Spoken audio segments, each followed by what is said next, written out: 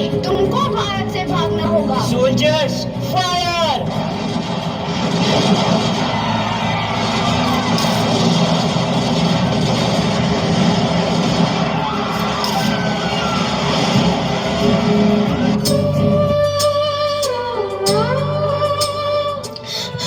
ये जमीन हमारी, ये धरती हमारी, ये खेत हमारे। अभी थोड़ी देर पहले हमारी ये फसलें लहरा रही थी, पर इन अंग्रेजों ने हमारी फसलें बर्बाद कर दी। इन अंग्रेजों ने एक ही झटके में इन सब फसलों को काट दिया। अंग्रेजों, तुम्हारे इस अत्याचार से हम डरेंगे नहीं। इस अत्याचार का बदला लेकर रहेंगे, हम आजादी लेकर रहेंगे। एक बात और जानता हूँ कि घाट होनी चाहिए। इन प्यारे बच्चों के आँख नम कर गया। इस कांड में कितने मासूमों की आहुति चढ़ गई। इतनी हैवानियत से इंसानियत कत्ल कर दी गई। जलियांवाला बाग के हत्याकांड ने आजादी की आग में घी देने का काम किया। मासूम औरतों, बच्चों की दर्द भरी चीखें और सिसकियां इनकलाब का गूंज बनकर उभरी। लाला लाजपत राय, भगत सिंह, राजगुरु, सुखदेव सरीखे क्रांतिकारियों ने भारत के इस जमीन से विदेशी दरिंदों को निकाल फेंकने के मंसूबे मजबूत कर लिए। 8 अप्रैल 1929 लाला लाजपत राय के नेतृत्व में साइमन कमीशन के खिलाफ एक भारी जुलूस निकाला गया। साइमन कमीशन वापस जाओ! साइमन कमीशन वापस जाओ! साइमन कमीशन वापस जाओ! साइमन कमीशन वापस जाओ! साइमन कमीशन वापस जाओ! Simon commission go back! Simon commission go back! Simon commission go back! Simon commission go back! बेवकूफ इंडियंस, तुमको हमारी बात समझ में नहीं आती। Stop this!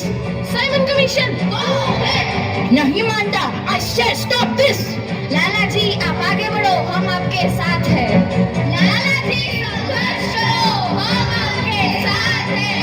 लाला जी संघर्ष करो, हम आपके साथ हैं। लाठी चार्ज करो!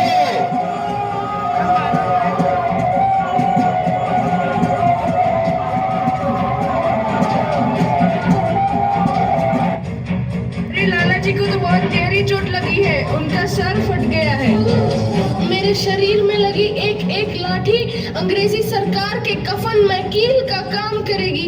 ये आजादी की लड़ाई रुकनी नहीं चाहिए। ये जिम्मेदारी मैं तुम सबको सौंप कर जा रहा हूँ। लाला लाजपत राय की दर्दनाक मौत के बाद भगत सिंह, सुखदेव, राजगुरु वतन के इन मतवालों के खून में ऐसा उबाल आया जिसका सामना करना अंग्रेजी सरकार के लिए मुश्किल हो गया। अंग्रेजों को करारा जवाब देने के लिए स्कॉट और सैंडर्स को मारने की रूपरेखा रची गई।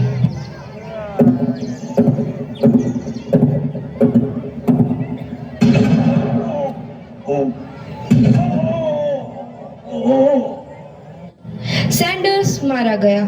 चारों तरफ तहलका मचा था। दीवारों पर लिखा था, लाला जी की मौत का बदला ले लिया गया है। भगत सिंह समेत सभी वहां से फरार हो गए। 8 अप्रैल 1929 दिल्ली में ब्रिटिश सरकार की सेंट्रल लेजिस्लेटिव असेंबली की बैठक में 2 बम धमाके की आवाज सुनाई दी।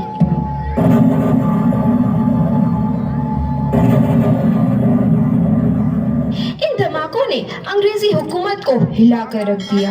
इस घटना को अंजाम देने वाले भगत सिंह, राजगुरु और सुखदेव ने अपने आप को अंग्रेजों के हवाले कर दिया। 1930 को अदालत ने अपना फैसला सुनाया।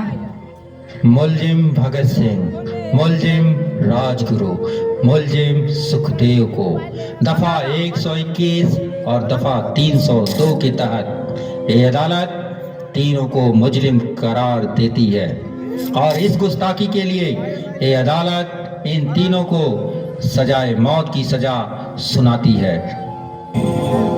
सरफरोशी की तमन्ना अब हमारे दिल में है, देखना है जोर कितना बाजुए कातिल में है। एक बार जोरदार तालियों की गड़गड़ाहट होनी चाहिए।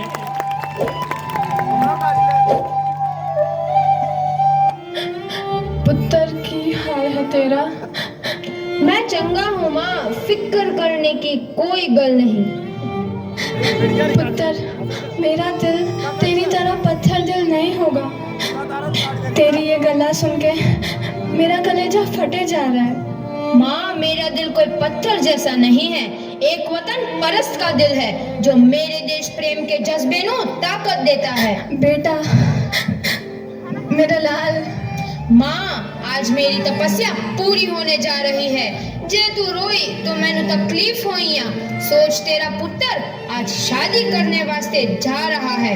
फर्क केवल इतना है, वो घोड़ी पर नहीं फांसी पर चढ़ने वास्ते जा रहा है। आज तू क्रांतिकारी की माँ है, कल तू एक शहीद की माँ होगी। माँ, पुत्र भगत, तू इतनी छोटी उम्र में हम सबको छोड़ के चला जाएगा। तूने जिंदगी में देखा ही क्या है पुत्र? मैंने अपनी माँ देखी है, जिसने मुझे एक ही बात बताई है कि बेटे, अपने देश के लिए एक बार मरना 100 बार जन्म लेने के बराबर होता है। अच्छा माँ, अब आशीर्वाद दे, आखिरी बार विदाई लेने का समय आ गया है। भगत, मेरे लाल।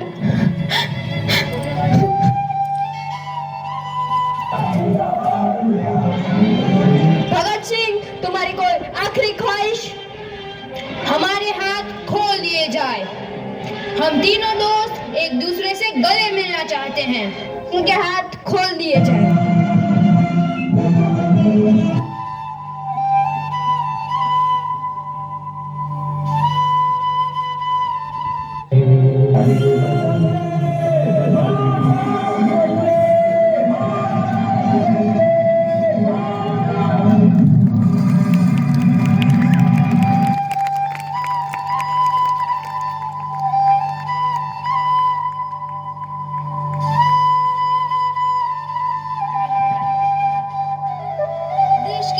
नौजवान के मन में आजादी की नई उमंग हिलोरे लेने लगी।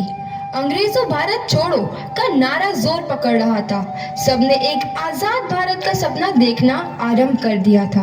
हर कोई अपने अपने ढंग से इस महायज्ञ में अपनी आहुति दे रहा था। सुभाष चंद्र बोस, रानी लक्ष्मीबाई, तात्या टोपे और मंगल पांडे जैसे शहीदों की कुर्बानी रंग लाई। 15 अगस्त 1947 को भारत आजाद हुआ।